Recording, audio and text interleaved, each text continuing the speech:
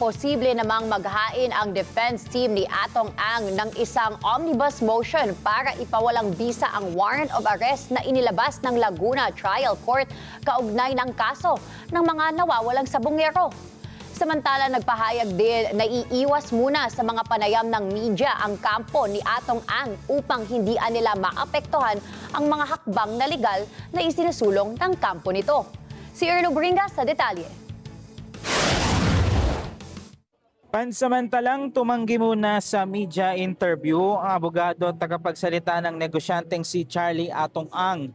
Ayon kay Attorney Gabriel Villarreal, ang lead counsel ni Atong Ang, iiwas muna sila sa mga panayam ng media para daw hindi maapektuhan ang mga hakbang na legal na isinusulong ng kanilang kampo para sa kanilang kliyente.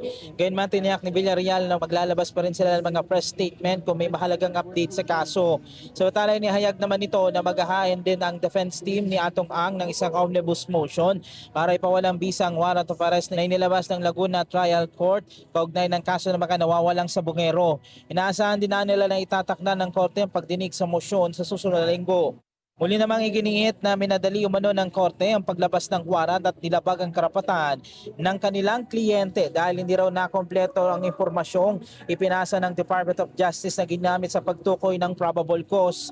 Ipinaliwanag din ito na ang kanyang pag-iwas muna sa media interview ay dahil sa abala ito sa paghahanda ng mahalagang dokumentong legal na kailangang isumite sa korte. Magiging bukas naman ang kampo ni Ang sa media sa tamang panahon at ayon sa defense team ni Ang, ang focus nila sa ngayon ay pagprotekta sa interes ni Atong Ang. Erlo Pingas para sa mata ng Agila, matatag, tapak, matapat.